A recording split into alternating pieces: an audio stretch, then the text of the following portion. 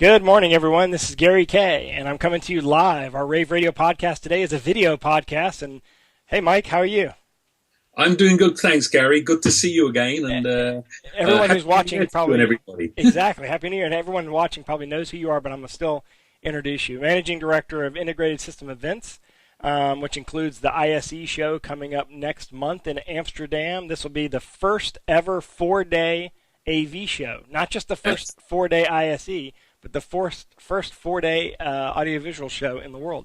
So congratulations. I didn't think of that, but you're right. So, we've you've seen the audience grow at ISE over the years, and it's got to a stage that our exhibitors, our attendees, and the press have been pushing us for the last 3 or 4 years, saying we need more time.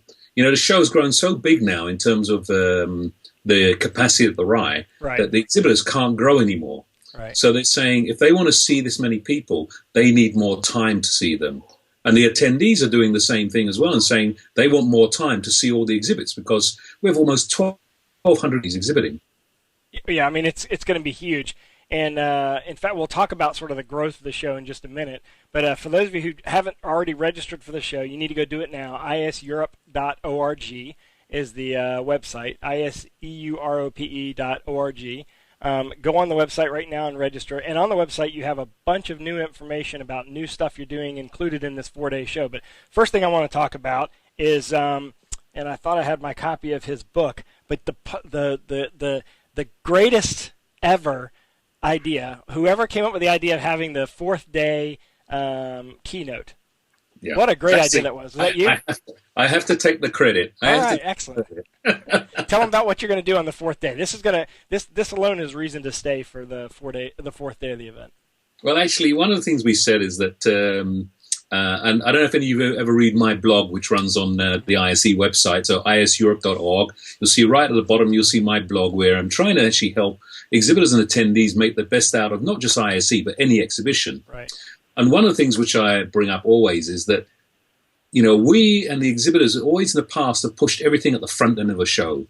And we wonder, why do we do that? We need to actually add value, not only from our side, but the exhibitor sides. So what you'll see is a thing, there's a button called Friday or FRDY at ISE. And it came, lots of exhibitors said to us, we're doing activities on this day. We want to promote it. We want to tell people it's worth being there on Friday. How can you help us? So we came up with this special thing to promote Friday. And in fact, one of the things we said is, hey, why don't we do a closing keynote and bring in a really good, interesting name? We looked at various people. And I've seen Michio Kaku speak before. Anyone who hasn't, this guy, he's quite exciting on the stuff he tells you about. He's done a lot of research, but I like his style. He's funny. He's quite relaxed in his presentation style and extremely interesting. So we thought, okay, let's bring someone like Michio Kaku in. Unfortunately, he was available. We were able to get him, and I'm really looking forward to having him there. We'll actually have a briefing with him later this week and just talking about the subject matter and what he should cover. So if you have any requests that we should put to him, let me know now. Well, my request is I'm going to bring my copy of Physics of the Future, and I want him to autograph it because I make all my students in my class at UNC, as you know, I teach a new media technologies class at UNC, and I have them read Physics of the Future because he does I don't know if you've read it, but he does a great job of saying, here's how, and he takes each industry, here's how transportation, here's how media, here's how phones, here's how telecommunication, how everything's going to change. And he does it in increments. He does, here's what's going to happen 5 years from now, 25, 50 years, and 100 years from now. So that you sort of like way out in the future, hey, take it with a grain of salt. But hey, the 5, 10, 25 years are more likely. And that's the way he speaks. And so he's not talking about sort of pie in the sky stuff. He's talking about based on where we are today in technology, this is where we are likely to be 5 years from now. And I think he's going to provide a really good vision there. I agree with you totally. I saw a keynote from him. I sat in one of his keynotes about 4 years ago, and I find it very exciting. And I thought, okay, we're 4 years on. What's he going to tell us now? Because some of these things have actually been realized, what he was talking about then, but he's talking about what's going on. And the good thing is so much of this touches our industry in helping design, in helping how not only our exhibitors move forward in terms of their development, but actually how our attendees can think about how to manage their businesses or what they're offering to their customers. Yeah, and I would say if you want one, you did ask me a question of what I would suggest he cover. I would have him cover sort of like the omnipresent display technology, meaning right now we have little squares that you have to place everywhere to get displays everywhere, but in the future, I believe, and I think most of us in the industry believe that the displays are going to sort of appear everywhere because of the fact that we can use different materials now for display technology, and sort of how we get there and what technologies will likely bring us there. And I think he probably has a really good vision on that. He really understands the different technology, and he'll have come back from CES and seen all the stuff from CES. Right. You know, timing wise, it'll be really good for him to talk about sort of the omnipresent or pervasive display technology future. I agree with you, and I say I'm excited. I'm looking forward to it, the more people. I was actually quite amazed at how well known he is in Europe. At first, I always thought, well, this guy's quite famous internationally, and but how well is he known in Europe? And mentioned a few people, even in Germany. So, you're going to get Michio Kaku. Wow, I'm going to make sure I'm there on Friday. Oh, he's got that TV show that everybody, certainly. Yeah. It's very popular worldwide. So that's the fourth day, and so the show's 9, 10, 11, 12 this Correct. year in Let February. me just finish about the fourth day as well. Right. It's not just Michio Kaku. That's the kickoff for the fourth day. We've got lots of exhibitors doing their own special events on that day, either meetings or briefings or presentations. Just click on the FRDY ISE in the next few weeks, and you'll start to see how much our program is actually happening there, not just from us, but also from the exhibitors who are there. And I would say it certainly will be worthwhile. Oh, definitely. I think that having the fourth day is a good idea because, having been to every show, this. It's no matter how great you guys do designing the flow of people, it's always packed in certain areas. And this year it's going to be even tougher because they're doing that construction over there on the far left side. We've got ways around that. And actually, we've opened up another entrance into Hall 8. We've got the flow. The only thing that won't be there this year, some of those who remember last year, we ran our little rickshaw service from the train station to the halls. Unfortunately, the route which that would have taken been blocked by the construction. So that unfortunately has been a fatality of the construction, but it'll be back the following year. Part of the construction is helping, it's to actually help us facilitate our growth. Where there'll be another hall in place for 2017. So, we've got more space to accommodate the growth that ISE has been having. Yeah, so it's 9, 10, 11, 12. And obviously, this is a combination of sort of the best of residential AV technology and the best of commercial AV technology because you're bringing Infocom and CEDIA together in one place. It's sort of like the AV mega show. Absolutely. One trend I noticed last year is that over the last few years, it's become more of an international show, not a European show. I know that the Europeans certainly take ownership. The EMEA certainly takes ownership of that show because they launched it. But, it's amazing to me how international that show has become and how many people are coming from, who would normally go to Infocom or going to Infocom, but are also coming to ISE. And so not only people from North America, but also from Asia as well. Yeah. Firstly, in terms of exhibitors, we've always been totally international. We have about 20% of our exhibitors come from North America, about another 25% from Asia. We have exhibitors from almost 40 different countries. So really representing business across the world. And, primarily, 90% of our exhibitors are manufacturers. There are a few distributors there where those companies don't have distribution in Europe or they're coming directly. But what's been phenomenal, the attendees from more than 130 different countries now, primarily European because we are, primarily a European show. But as you say, we have more and more North Americans. We have more and more Asians coming to actually be on the show floor. This industry doesn't have just one life cycle for product launches. They're happening at Infocom in June. They're happening at CEDIA in September or in the fall. We have that luck that coming straight after CES in the US, which a lot of consumer electronics manufacturers are using as a launch platform for North America, and they're bringing those products that are relevant for the residential and commercial AV business to ISE to show again to that audience, or to actually show newly to a lot of people as well. But you look at companies who are very fixed in the AV sector, who are actually using, they put their R&D cycles to match with ISE to actually launch products and show them to the world. Yeah, and so if you're on the fence, obviously, check out iseeurope.org and you'll be brought over the fence, because you'll want to go to this show. And it's remarkably inexpensive to fly there, by the way, right now. We just booked our flights for our team that are going over, and we spent anywhere from $1,100 to $1,300 for the tickets. I mean, that's amazing. So I mean, it's not something that you're going to spend $10,000 to go over and do the show. You can go over there and do the show for a couple $1,000s. Just a tip for everybody: if you, particularly coming from North America, if you stay a Saturday night, your fares reduce dramatically. Yep. So, that's another reason. Really go and enjoy Amsterdam on the Saturday. Take a day off and enjoy the city. It's a beautiful city. We love it. There to see, and what better than do 4 days at ISE and then take a day off and see the city, and go to the Van Gogh Museum, the best museum in the world, actually. Yeah. One thing that, as you know, I'm big on is people going to shows and not just going to the show, but attending education.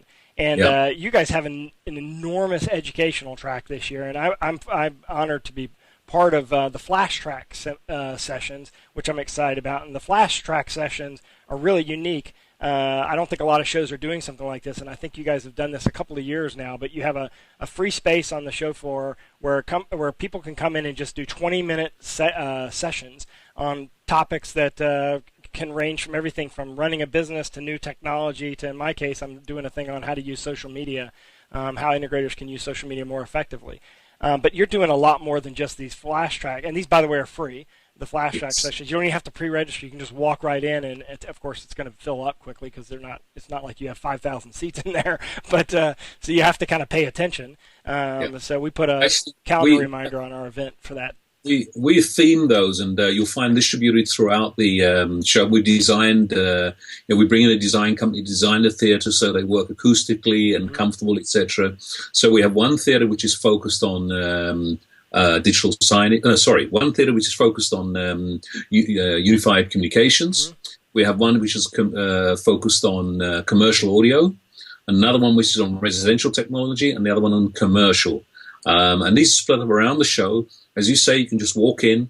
There are different sessions. They're free of charge. We as an organizer feel that we have a duty to actually educate our attendees. We have a duty to actually give informal or cost-effective, I'm thinking German, free of charge. Yeah, that is cost-effective. Yeah. Free of charge. Free of charge. Yeah. So we develop these theaters, we put out a call for papers, and we talk to the community. We try to make sure, and we do vet these presentations, and we try to make sure they're not commercial presentations where someone's just trying to sell you something. Right. They try to make sure these presentations are really neutral and informing you about what you can do with this technology or these solutions. And obviously we do work with exhibitors to actually come and actually present those. We do ask most of them to actually bring their customers along to show the solution rather than them doing it themselves. And a lot of them really caught onto this and do that because the customer presenting what he's done with it is a lot more interesting than hearing what the manufacturer can do. Exactly. And people like case studies. They like to see what other people are doing with technology. So you have those, and those are free, but you also have a huge session of seminars and workshops that you can pay to attend from an enormous amount of experts in the industry and from people that are outside the industry coming in and helping our industry. Correct. So go to our website and you'll see the whole list of seminars and workshops and education sessions being presented by both CEDIA and Infocom at ISE, plus various conferences. We have the day before the show, we have the Smart Building Conference, which has been running for 3-4 years now. We have the Sports Video Group host their event at ISE. we have on Friday a focus on IT AV integration. So we've got a half-day seminar on AV IT and how it's being integrated and how the importance, etc. And so you'll find lots and lots available, both free and paid for. You need to decide, what are you trying to achieve from ISE? And a lot of people are coming here to actually learn and gain qualifications. So that's available as well. Yeah, and you can actually become CTS certified right there on the show floor.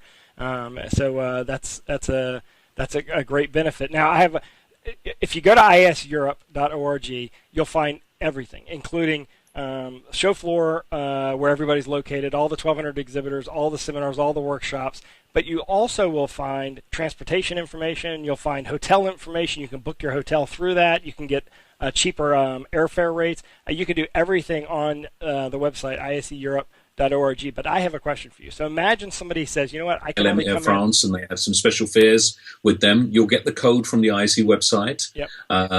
Go there, click on the link, get the code, and use it to try and book your flight. We have an arrangement with the FRDY hotel service. So what they do is they go out beforehand and negotiate cheaper rates with the hotels. Right. Now, you shouldn't be able to get anything cheaper than this anywhere else. There might be an occasional situation where it might happen accidentally, but generally you'll actually get cheaper rates here than you'll find anywhere else. What we tried to do when we first came to Amsterdam and brought the show there, we'd actually experienced other shows where the prices just skyrocket. Yep. And we said, well, okay, we believe that IS Europe will grow. And at that time, we need to actually secure ourselves that those rates don't go over the top. So we made some deals with the hotels and said, we will actually run we'll promote them, we'll run shuttle services, etc., if they keep their rates reasonable. And that you'll find, the equivalent hotels you'll find at some of the other bigger shows in Amsterdam, that they're charging at least 50% more for the same room. So we managed to hold these rates down to be reasonable. When I compare these to other shows or other cities, I think they're quite well valued. There are a lot more hotels in Amsterdam now as well, and they run into this. You will find the shuttle service that we've organized where it's free of charge. You'll find in the hotels where those shuttle services run, you should find in the lobby a schedule that tells when the buses are running. And you just need to go and get in. It's free of charge. You don't have to pay anything to use it. What I can also recommend, if you want flexibility, get an Amsterdam tram ticket or a travel ticket when you're there.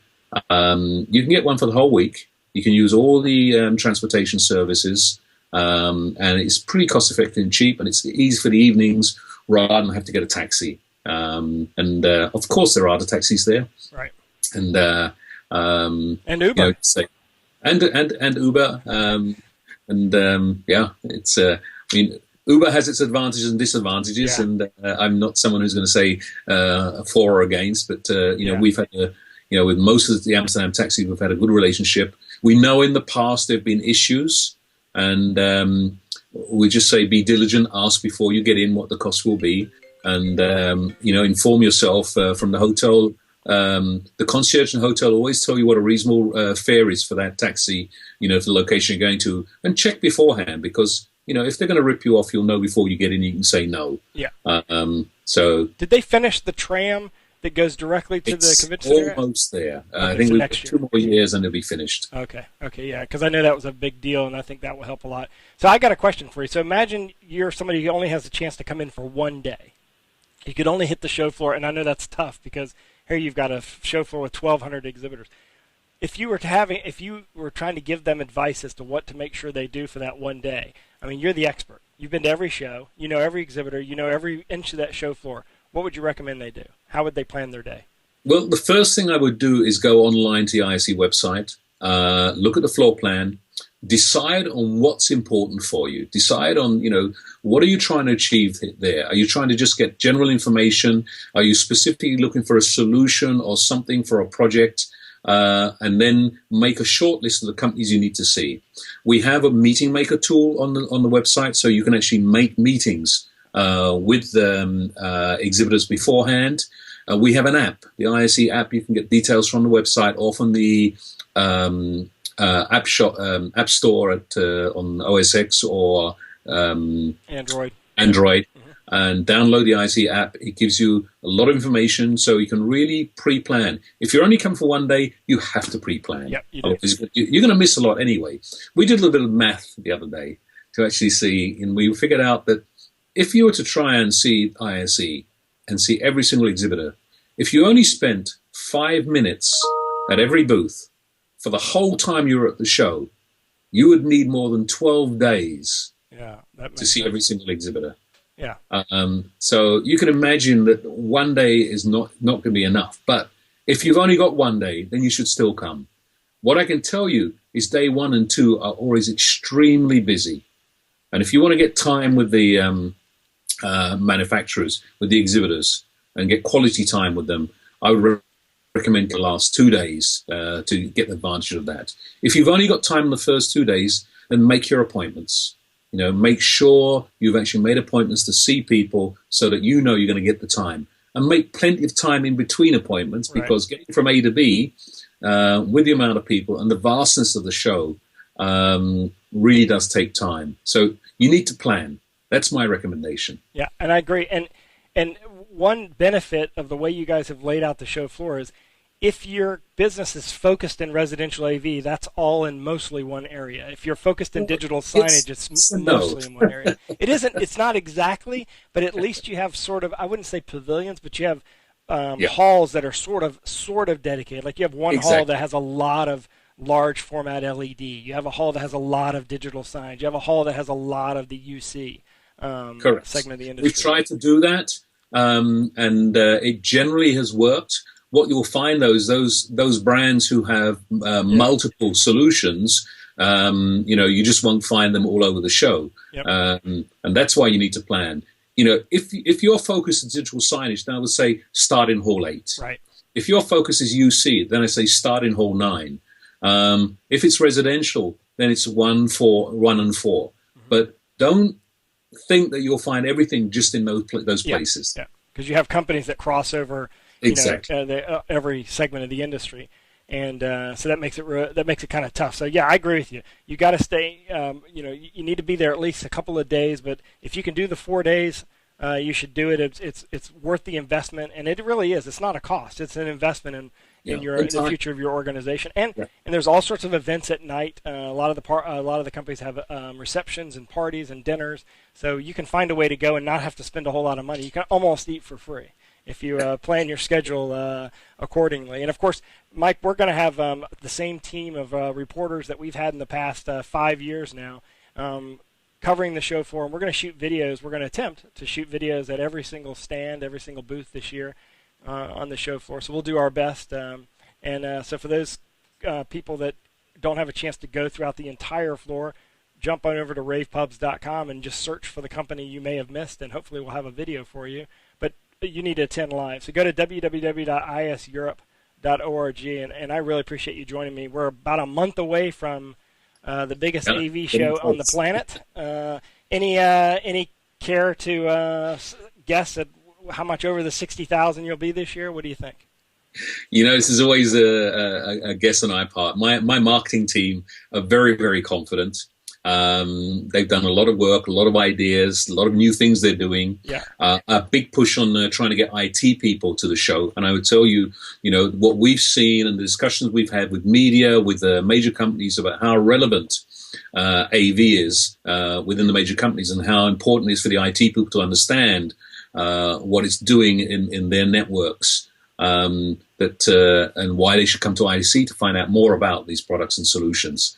So we're doing a big focus on IT on the Friday, and we hope to get a lot of people from that sector to actually attend the show generally.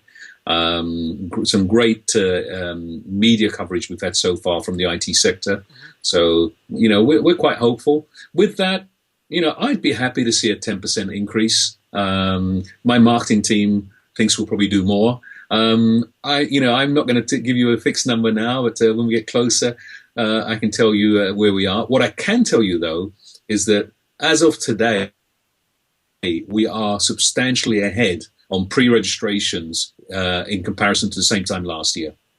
Substantially as in 20% ahead, or what's substantial? I can't tell you that number yet.